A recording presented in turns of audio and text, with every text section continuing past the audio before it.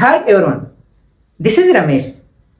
Number సిస్టంలో భాగంగా divisibility rules అనే కాన్సెప్ట్ని బేస్ చేసుకుని ప్రీవియస్ కాంపిటేటివ్ ఎగ్జామ్లో అడిగిన క్వశ్చన్ని ఎలా ఆన్సర్ చేయొచ్చు అనేది ఈ వీడియోలో చూద్దాం. ఓకే, ఇక్కడ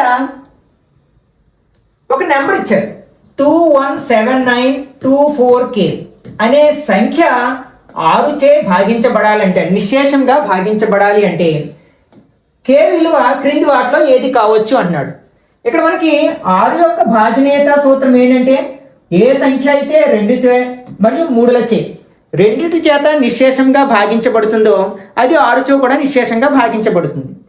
ఇక్కడ మనకి 2తో నిశ్శేషంగా భాగించబడాలి అంటే 1ల స్థానంలో ఏముండాలన్నమాట, 0, 2, 4, 6, 8లలో ఏదో ఒక అంకె ఉండాలి. అంటే K వాల్యూ వీటిలో ఏదైనా కావచ్చు. ఇచ్చిన ఆప్షన్స్లో ఇవి కానిది ఏమైనా ఉందంటే ఏమీ లేదు, అన్నీ ఉన్నాయి కాబట్టి దాన్ని బట్టి డిసైడ్ చేయలేము.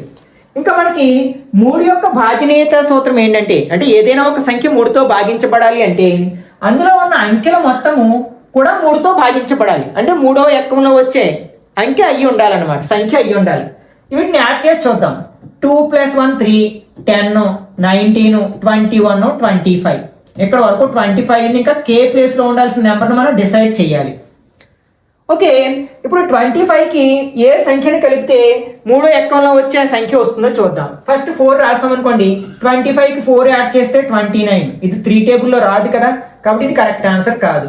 6 యాడ్ చేసాం అనుకోండి, 25కి 6 యాడ్ చేస్తే 31. ఇది కూడా 3 టేబుల్లో రాదు.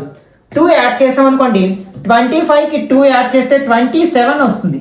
ఇది 3 టేబుల్లో 9 టైమ్స్ పోతుంది కదా, కాబట్టి K ప్లేస్లో ఉండాల్సిన నెంబర్ ఎంత అనమాట, 2 అనమాట. కాబట్టి థర్డ్ ఆప్షన్ కరెక్ట్ అవుతుంది అనమాట.